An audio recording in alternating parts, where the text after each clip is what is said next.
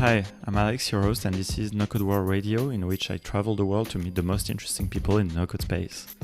I decided to stay for about 10 days in Berlin as there were many interesting people to meet. One of them is Chris, who runs the website NoCode Germany.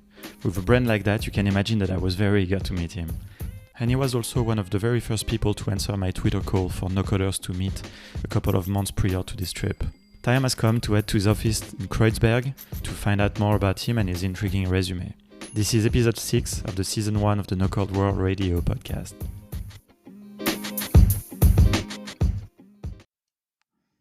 Hi Chris, thank you so much for taking the time for having me here in Berlin, in your office, in your very big office. Actually, you will have to tell us a little bit about the story of the place where we are right now. I'm very excited to have a chance to talk with you because I've seen that you've done many things, and also you seem to be ready to do even more things in this no-code space, and especially in Germany. So we will take the chance to talk about that, about your background, about what we're going to do, about what you're going to do, and maybe things we might do together also.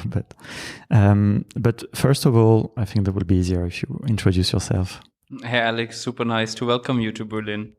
Yeah, I'm Chris. I'm NoCode Chris on Twitter, and I'm a Bubble developer.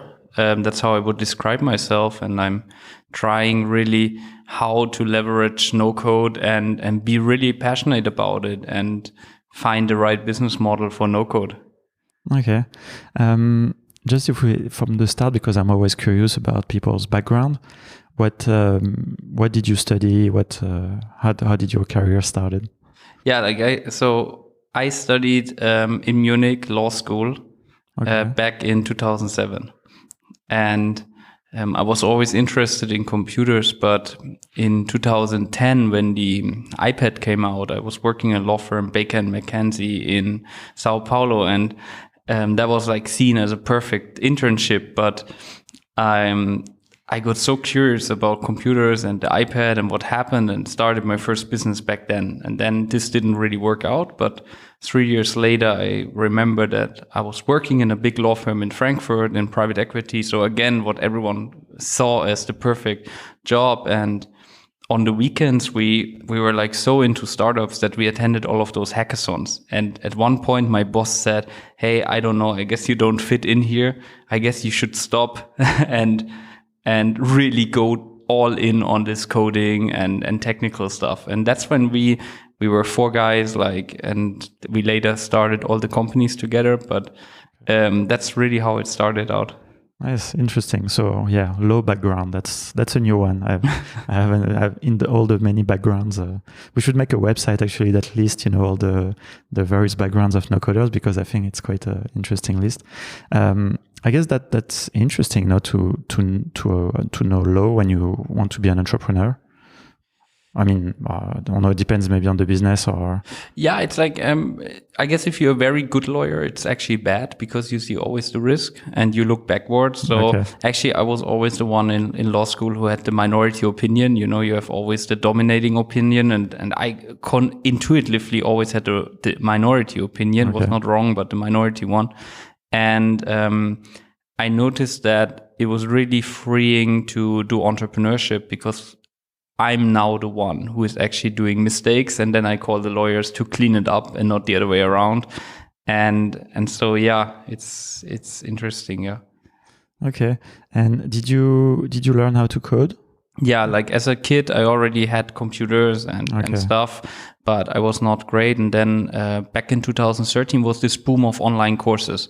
And I guess we were one of the earliest who had exactly the right credentials or experience with law school, with physics and stuff, and a peer group of peer pressure who really leveraged online learning. So we were like the top 1% of Treehouse. I don't know if you remember that one. Of course, no. I really like Treehouse. Is an inspiration for us, actually. Yeah, and then of course we always had these offline events with hackathons, and that was like amazing because in the beginning, we didn't really know much, but then when you just showed up and you were there at night and you tried hard over the course of 1, 2, 3 years, you just naturally become better and really good. So when you were participating to those hackathons, you were always coding the products, the ideas you had? Yeah. Don't you think, I also did quite a lot of hackathons and I really enjoy them, I like the contest part of it. Don't you think that with NoCode now, it would become almost an unfair advantage to participate in those things? If you could go back in time with Bubble.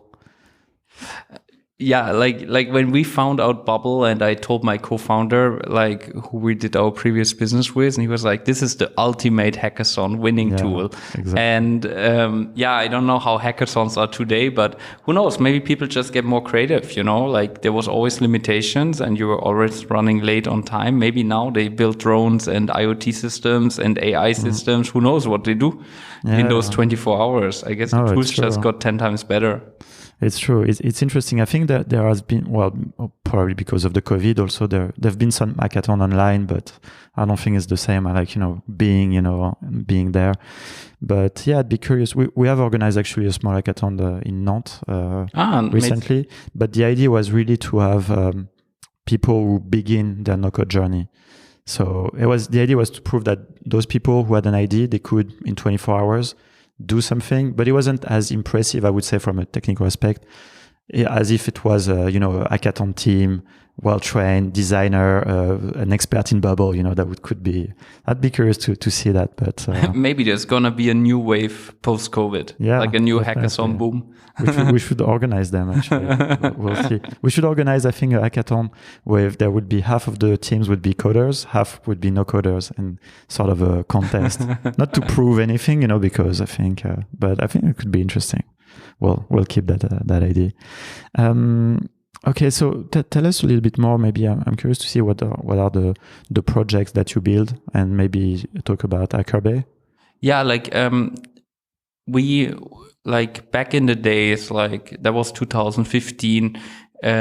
We noticed that there's actually a big problem with digital transformation, and that was 15. So nobody talked about that at the time. But when we were at all these big corporations at night and got to talk to the managers, and they told all about their old legacy systems and that they are frustrated that they don't have new apps.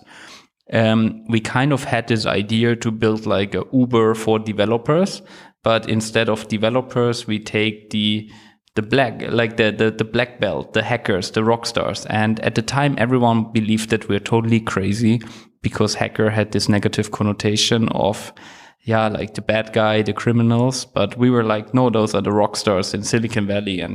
And we founded this company, Hackerbay, that was we raised money in Silicon Valley, kind of unseen at the time, a Berlin-based team, just moved there 4 or 5 months after we started out. And second, Hackerbay was so far a really big success because in average to close a big company, a big Fortune 500 company takes a huge sales team in 18 months. And we had this value proposition of being really fast and being really dedicated and using the newest technologies like cloud and APIs, kind of magical tech. And we could get to 38 large customers in less than 3 years. And that was totally unseen. And Hackerbay was in so far a great success, but we also learned a few things that didn't work out. So for example, when you target speed as a value proposition, I guess it's very interesting for the no-code audience. When you say I'm faster, actually that's a negative thing in the enterprise because you target the wrong customers. Because you target inside the enterprise those people who want to make very fast a career. So the problem is when you finish the project and you want to sell the next project, those people who really focus fast on the career, they probably moved the department or the location. And so it was a very big negative for Hackerbay with this value proposition of being 10 times faster, that we attracted the wrong people. And as a consequence, the retention and repeat business didn't work. The second thing is when you take venture capital, you need to go to 100 million in revenue as fast as possible. And we topped out in the low below 2-digit millions. We topped out and we couldn't we didn't see a way how to grow so fast. And so when you take venture capital, it's all about growing as fast as possible. And so we noticed that it was profitable and we're doing fine. Like that's no problem. But of course, it was a not so great thing when all of the energy you put in, that you basically shut it down. And lots of people said, but hey, you built a successful company and so on. But all the incentives inside the business were towards hyper growth. And so that was like, like a really hard lesson. But also, of course, like when you're in venture, that's very hard for people to not understand who are not in this industry. That's your job, basically, to grow a very big business extremely fast. And you didn't have a chance out of this hypergrowth. I mean, that's something you kind of agree on when you take the venture capital. Yeah, and especially like with the investors, like the Silicon Valley investors are very good, like they know in the end of the day, we want the best for the founders because it's all winner takes it all. So if it's not Google, it doesn't matter. Like, why should we now ask them to get the money back? But what is more important is we could be with this idea of Hackathon building like the next generation Accenture, or building the Uber for developers. We could attract amazing talent, and this talent was not there to just run a lifestyle business that makes, 5-10 million a year in profits. They were there to build $1 billion company. And so the internal team dynamics didn't work out when you don't have the hypergrowth, because you hire exactly for that reason. Oh, okay. That's interesting. Do you think I'm sure it's still the case with the venture capital, but is there now also different ways, like more like, I think you say evergreen funds, things like that, like where, it's less about the super fast growth, but maybe something that's going to stay longer? Yeah, of course, there's like, there's multiple capital markets, and there's multiple ways, and the evergreens or like, tiny capital from the MetaLab founders, like tiny seed, they all go into this direction, that it's not about like winner takes it all outcomes and power law distributions, but more about dividends and so on. But I think the core point is like, is still the team, not so much the capital market. So when you want to attract the best people in the world and the most ambitious, and they work like 100 hours a week, you can't just change the business model, because they signed up to be an early employee of the next $1 billion company. They didn't sign up to build a 10 million company. And that was like the hardest for me. And changing then the entire team then changes everything. Okay, no, it's very interesting as a story. I mean, I haven't been, in this kind of position, so I think it's we don't necessarily realize this kind of aspect to it, really like this hiring people who are in this mindset. I think it's, but it makes totally sense. Yeah, and I guess it's one thing where I'm super happy now is like when we did Hackathon, and it was kind of like the landing on the Hudson River with the plane. Like when it was really tough, like to land this thing without getting bankrupted or like burning out and so on. But what was fascinating is the moment we shut down, the investors who believed in us actually asked for help and like ask us like, what do you need? Do you need a job? Do you need like to be an entrepreneur in residence? Do you need like money for 2 years? Like take your time off. Or I remember like 3 months later, I pitched my investor that NFX, and I was like, hey, I have a new idea. And he was like, no, you take time off now. That's a bad idea to start something new. You need time. You need at least 1 year. And it's beautiful because exactly 1 year later, I came up with the entire NoCode stuff. It took exactly 1 year, like maybe 11 months, maybe 10, but it was not 3 months. And those people really now understand that the second time founders and so on, it doesn't matter. Like you can do it 3-4 times. Like, and that's the beauty, because people always think of failure and, oh, it didn't work. This sounds like so much pressure. But the beauty is really that this ecosystem now of serial entrepreneurs and then investors understands, hey, that's their job. They have to try to build really big businesses extremely fast, and most of the time it doesn't work. But then they're not unemployed per se. They're just like they go into the next one if they're still interested. Oh, that's very, very interesting. And so, what did you do after Hackathon? So you were telling us this is how you get to NoCode. Yeah, like our team, like our founder team, we were 4 that separated. Like we were like, hey, let's take some time off. Let's see if we ever build a business again. But we're still friends. Like we still talk, but not on a business level.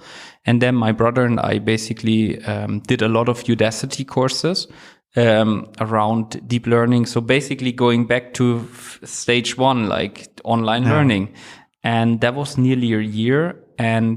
And then by a totally random coincidence, we discovered NoCode because I got this intro by like a crazy person, like who was in the internet back in 1993 studying robotics in Zurich. Okay. And he was like, Chris, the internet sucks. There's only 5 big platforms. And then I was like, yeah, that's true, but it's way too expensive. Do you know, a developer costs like 800 per day and takes 3 days for a feature.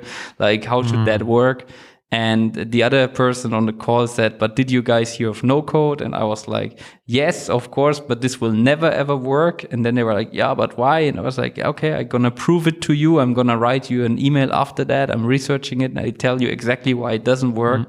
And when I did that, I went on MakerPad, I looked at the tools and I found Bubble and I was like, what the hell, like building a marketplace like Airbnb. Yeah. Then I found the templates and I was like clicking around for 2 days and I was since then, I'm totally addicted. I'm so shocked. I showed to my brother, like since then we're like, the worst is, how did we miss that? Like how comes that we didn't see it? And that was like the real deal of getting into NoCode. It's interesting because this question of making people know about it, I think is one of the central questions that we all have to try to solve because we can't keep this for ourselves. You know, it's too good in a way. You know? You're absolutely right. Yeah. And yeah, no, it's some people are doing a great job at that, I think, but it's still like, I think it's everyone has to invest some time and energy and to have this realization. I think what you're saying, I think many people have been through that, you know, it's like, okay, this is actually amazing what I can do. And you have already a technical background and experience, but can you imagine this feeling for people who were far, you know, I'm sure you have met people now that have became no coders, but before that they were nothing. And they have this thing, okay, I have some powers now. Yeah, and the beauty is all of the success at our startup Hackathon was we didn't know what we didn't know. So we started software programming basically with the cloud and APIs. So it took like 3-4, like it was back in 2018. Like we started 13, and then in 18, the CIO of Credit Suisse, he was like, you know that you guys just got lucky because you weren't exactly at the right time in the tech industry, and now you're like 10 times faster than all of those IBM people because they just don't even know the tools, and you guys don't even know what you don't know. Like, do you know how to set up a server in hardware? And do you know? And we're like, of course not. We just push a button on AWS. And I guess the real beauty is those like 17-year-old girls and boys, they start building software and they don't know how hard it was back in the days with React.js or whatever.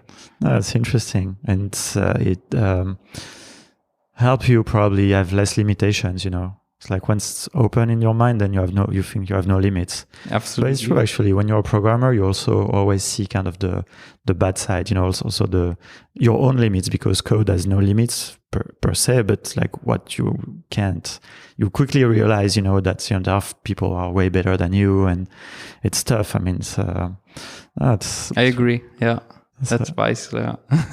And so when you discovered Bubble, and what did you do with it? Did you started building products, or did you teach yourself, started producing content? Yeah, like there was like this going back to really our early days where like all of the success that was our main strategy, because we iterated so often, but we always were like, there's 3 ways. There's knowledge, and knowledge helps us find the right network, and with knowledge and network, money flows. And I guess a lot of young people, or like even ourselves in the beginning, were like, oh, I want money, I want to make money, but you don't have any network and you don't have any knowledge, so why should you get money? And we were like doing it exactly the other way around again. So we're like, okay, how can we learn as fast as possible in Bubble? And then if we build a lot of projects and tests and rebuild all of the tutorials that basically exist on the internet, what is then if we now publish tutorials for free in German? in order to build a network, in order to be credible, and then in order to actually have a reason to learn more and have a reason to fix bugs and get comments. And that was like really the first year of Bubble, like being really focused on knowledge and network. And then over time came now like the ideas, like that we built now our product, like Noble. Then is the idea with angel investing, that we actually want to build our network, but also participate on the upside when someone is really successful, and being early in as an investor there. And so it's really coming to the money point. But I would say knowledge and network, those are the real two things that we at least want to do for the next 2 to 3 years. Okay. And just out of curiosity, what did you use to train yourself? So you said MakerPad, maybe? Yeah, like I have MakerPad, then Zero Code Labs, then BuildCamp, of course, then Gaby Roman coaching NoCode apps, then NoCodify, and then those YouTube tutorials, like Echo Lake Technologies, I guess, is very underrated. Like this guy really is helping me a lot with a lot of stuff. And then, of course, the Bubble Forum, where I'm Googling a lot. Those are probably the main reasons. The AirDev stuff is great. And then also one-on-ones with people. Like when I really have questions, I can ask them, and they're super helpful in this community. That's interesting, because when you learn, I mean, a lot of people learn to build their product, so they have kind of a reason. So I guess by making content, you also gave yourself a reason to learn more. And so what kind of tutorials are you doing? Because I saw on your YouTube channel, there's something that I found really cool, is that those 20x videos, for instance, or 10x, or like that are really fast, and you build something entirely and it goes very fast. I think this is a great showcase for no-code, because really? If you do this with code, that doesn't make sense. You see lines of text, going very fast. But this is, I mean, especially Bubble is so visual that, going like this fast way, I think it's not probably the best way to learn watching them, but to see what's possible. And I don't know, I think I saw one, there was good techno music also. So I think it was on Twitter. I don't know, I like this idea. That's super nice. Yeah, like that was like really experimental. Like I just put on Loom and I was like, how would it look like if I record myself and then I 10x it? Is it fun or not to watch? And most of the tutorials today are really like intent driven. So we were like, and that comes of course from the history building a startup. We were like, hey, I don't want to explain, like our goal is to build a network of people, and I don't want to explain to people if no code is good or bad. That's the job of the platforms. That's the job of the PR. That's the job. But I would love to get to know the people who really already do Bubble and who are maybe even better than us in Bubble. What must be obvious that there are some. And so we were thinking of building tutorials that you can only find if you're really deep into Bubble. So for example, how to use the API connector in Bubble with the Stripe API would be one of those tutorials where you're like, okay, only a person who is already deep into Bubble can find it, or how do you set up a custom domain, or how do you do that? And so those are most of the tutorials. So we're like really in the long tail of search keywords. And then of course it's all German, because we had this idea of how would it look like to program in German, and do you feel different? Do you build more precise? And it's fascinating because people now from all over the world, we worked a lot of transcripts and translating the subtitles, and even people from Japan are watching our tutorials, and it's so fascinating. Yeah, it's interesting because I noticed that everything was translated, even in French, I think. But I didn't see it at first, so I don't speak German at all. But I think it's interesting. But so people watch it? Because I feel like sometimes people, when there are subtitles, people don't watch it, they're lazy, or I don't know. But you well, like of course the US based tutorials are bigger and so on, like obvious, like so 70% of our traffic is national, like German. Yeah. But there are people who, because it's so visual, that's what you mentioned before, that are like, actually I just want to see how the workflow looks like, and I don't even listen to the audio. And that even makes more sense with what you were saying, that you're doing more advanced content. So maybe there's not something that you have done, there's no equivalent in English. So if they want the answer, of how to use this API, a particular point, maybe they will have to watch your video. And I think it's nice that you made the subtitles, so still they have a chance to also understand and not just. But you're right, the visual ways. And of course, like I'm also super bullish on the AI part. Like we did already some experiments with Synthesia, so that's like one AI service that translates your voice. And so I have this vision, but it might take like. With AI, you really have to be exactly getting the timing right. And right now it's not there. It might be in 6 months.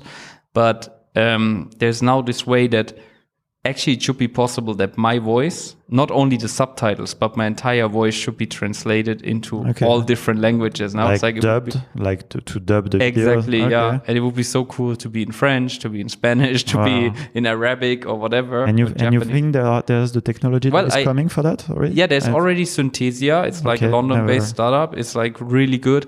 It's just the production is not right. So they started now, like, because you basically need an API for that.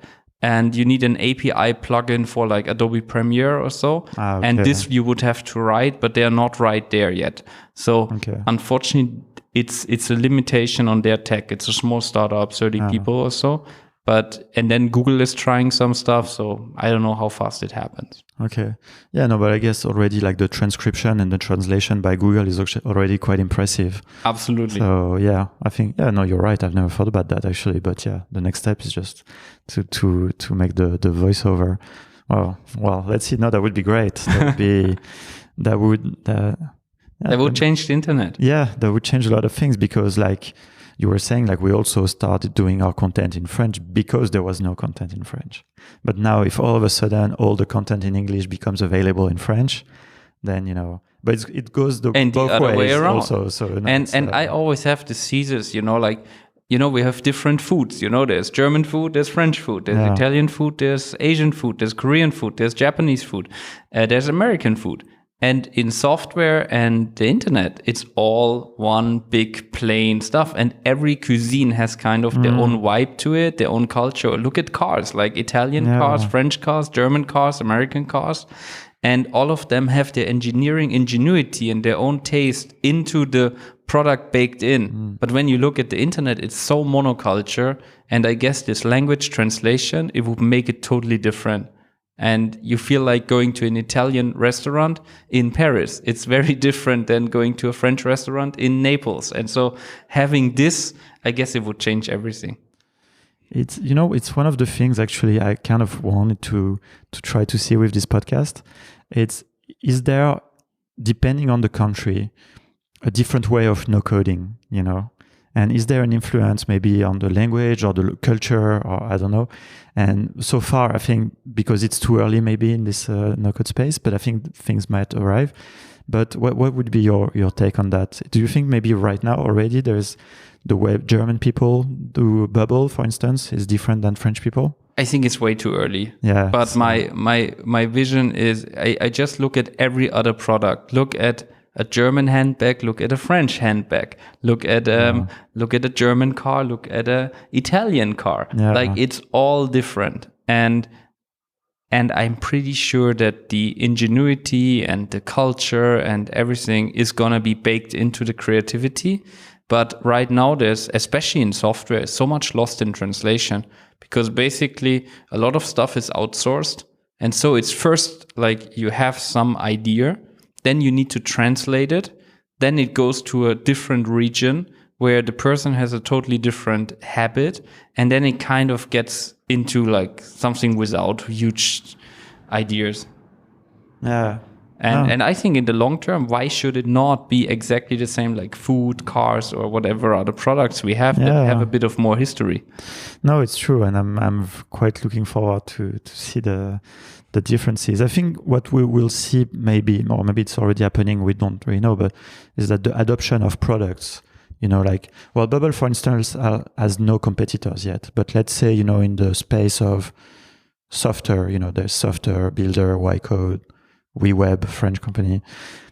So I think, those, they have all small differences. So maybe the adoption on depending on the countries, but I don't know if it will depend on the marketing and these kind of things or about local, like the local, I don't know, to say that because I'm French, for instance, I would like software more than builder. I don't know if this will be the case, but we'll see. I don't know. It's we probably don't have but I'd be curious to have the founder of those. They will be the publishers. They will be able to share the data with us. I didn't have a chance to meet the people from software, unfortunately, because they're not here this week. But I will have to come back to Berlin anyways. There's a lot of things happening here, but we'll get to that a little later. I'm curious to know a little bit more about Noble that you are building. It's basically like it's I guess very ambitious idea. Like, so Stack Overflow is the main site for developers. It's a question and answer site. So today every developer in the world is using Stack Overflow to ask questions and find answers. And it's user generated content. And so there's people asking questions and people answering questions and other people upvoting and downvoting the answers. And I was like, what would a Stack Overflow for NoCode look like? And my main idea is that in Stack Overflow, when you have code, the media source is like a code snippet. So what you copy and paste. And in NoCode, it doesn't make sense because you don't write the code, the system writes the code. And so I had this idea that it might be a video snippet. And the big question now is when you build like a user-generated site, and I was at NFX in San Francisco, that was our like network effect. So all of what we learned was how to build those companies. And the problem is really how do you get supply and demand right, especially when video is so much harder than writing a text answer. And I had this idea that what would be if I could search through entire YouTube, take all the public videos, and for every question I find exactly the right video at the right timestamp, and then have it on a website. And that's like the core idea of Noble, that for every single question that there is, you have the right video at the right time, and then a community that upvotes and downvotes those answers. And in order to do that, we're using OpenAI. Like, it's still super hard to do it. Like, it's super complicated. OpenAI struggles, we struggle. Like, it's just not good enough yet, but we're building right now the tools and features to debug it. But the idea is really to have this website where, and if it works for Bubble, it should work for basically all creator tools that are out there. Yeah. Like, not only the no-code tools, but even in long term, like even something like Photoshop or Premiere. Software, like visual software. It's interesting. It's a good vision because we tried to build actually also, but in French, but like on Bubble, we built a sort of Stack Overflow for no-code. But it was just the community and put the answers, and then there's the upvote. But we didn't manage to get to the critical mass, It was too early, I think, in our history. I think maybe now it would work, but we just shut it down because we didn't want to have it like just... but I think, your angle is way more... and the point, like when you start those websites, there's always chicken and egg problem. So exactly. Like the utility needs to be clear. So I know that when you take 10 minutes to search for the right answer in the forum, and on YouTube, finding the right video takes you roughly 45 minutes, in Noble, it should take you 20 seconds. So that's a value prop. And then the next big question is like, how can we get enough answers and questions to get started? And the really hard part is, and that's the AI hard part, is we didn't expect that it would, it's impossible to give the wrong answer. Like, so the accuracy of the precision and so on needs to be perfect, because if someone looks for the right video and then gets actually a video and it's not at the right time, they're off forever. And so getting the quality up, like we totally underestimated this in the building process. It's just two of us who is building all of it. Okay. But that was like really, really crazy because there's other applications of AI, but this one is really tricky because users will get totally fed up. It's the wrong result. Yeah, no, of course. No, it's super interesting. Well, I'm looking forward to see where you managed to get. We don't have much time left, so I'm just going to jump into kind of the last question. Just curious to hear a little bit about the Berlin scene of NoCode, but I would say maybe also in tech in general. Like what would you say? Because we talked about it a little before we started recording, and I think it's maybe what you're doing in this building also might be the beginning. So if you want to tell us a little bit about that. Yeah, I guess it's beautiful. We are like now in Füllstraße 5, like Füllstraße 5. And that's where MTV Germany was founded. And we have like a lot of DJs and tech producers in this building. And now we want to basically fade into the tech industry as well. And we believe that when you look at the electronic music, how there was first music producers and 5 people in a studio, and then it became 1 person on a computer, and the entire industry changed. Now those people are so advanced with creator tools. Like there's nobody who can do more. And of course I saw those tools, like Bubble looks like amateur tech when you look at their tools, what they can do with music. And what is fascinating is, I guess now when tech and software becomes visual, like Berlin really has a chance to build those new ideas, those new models. And that's exactly what we talked before about. And that's what I think Berlin has a rule is like, first of all, we have a lot of startup success this year, like a lot of unicorns, lots of money coming in. But second, a lot of people in NoCode right now taking the status quo and want to make it cheaper. So they say, what does a software look today that costs $9.99 per month? How can I make it 10 times cheaper to produce it? But here in Berlin, especially with the music scene, it's more like, what can you build with the same resources that is 10 times better? What could you do in terms of sustainability, new lifestyle patterns, but also combining multiple technologies and being there in this building, like where we are right now, where like so many creatives are, they can really push the limits on UX, but also on new value proposition. And that's where I'm super excited. Maybe there comes out some new consumer tech companies out of Berlin, like that we all use 5 years from now. Yeah, that's exciting. I think like really the word is really creativity. I think that's one of the things that define Berlin already for quite a while, even before the tech scene and with the tech scene. And yeah, I really like what you're saying with this. What can you do with the power, instead of just making things cheaper? And that's where the creativity comes in, because we don't know what to do with so much power, so much more power. So this is where you need creative people to say, okay, that's, you were saying a bit earlier, people who don't know about the tech, they might have the craziest idea, and maybe now they're possible to make, they wasn't before. I talked to a founder like that we want to invest in, and he basically, he thinks of a seed stage startup, so early stage, but the idea he has basically needs 200 engineers. So imagine that you start seed with 200 engineers, but with NoCode, you only need 10 or 20. So that's really the power. Like, what could you do? And that's where like we're really like driving. Yeah. Well, it's going to be very exciting to see.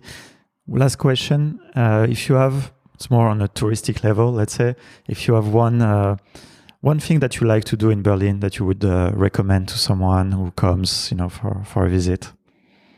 I guess like going to Kreuzberg, Gorlitzer Park, like having really like seeing just Berlin Kreuzberg. Yeah, I guess that's what you should do, and take care a bit that you don't get robbed or anything. Like that's like really seeing the creativity in action. I guess there's so many beautiful cities with so many beautiful roads, and the high street always looks the same with the same stores. That's true. But if you look at this area like Kreuzberg at night with the energy level and the creativity, the different haircuts, and just like the different type of people who show the essence of Berlin, is like this city had 2 world wars, was divided for 50 years, and is basically attracting all of the people who say, I do what I want to do, and I live my own life. And I guess especially after COVID, where we were all locked down and some of our plans didn't work out, I guess that's really inspiring for a lot of people that you can do whatever you want in the city. And Kreuzberg is probably the area where it's seen the most.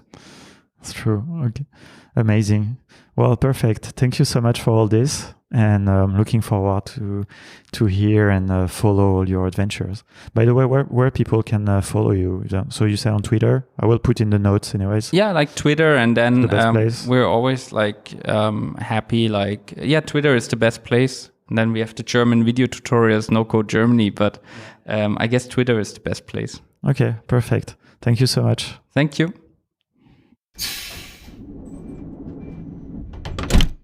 Thanks a lot for listening to this episode until the end. I had a great time chatting with Chris, and I found his vision of NoCode very inspiring. I certainly hope we have opportunities to meet again and organize NoCode events together. Berlin is such an interesting city where the creativity is everywhere, and it's always mixed with parts of the unique history of the city, you know. The building where Chris has his office, for instance, is so typical of that. It's where MTV Germany was born, as he said, but it's also where a lot of the best techno music was created. And now, maybe it's a piece of the NoCode history that will be written there. Who knows? But let's not put too much pressure on Chris too soon. I'm still in Berlin for a few more days and I have one last conversation planned. That won't be about NoCode actually, but I'll keep a surprise about this one. As always, please don't hesitate to write me on Twitter. Let me know what you thought about the podcast and I'd love to have some feedbacks. See you in the next episode.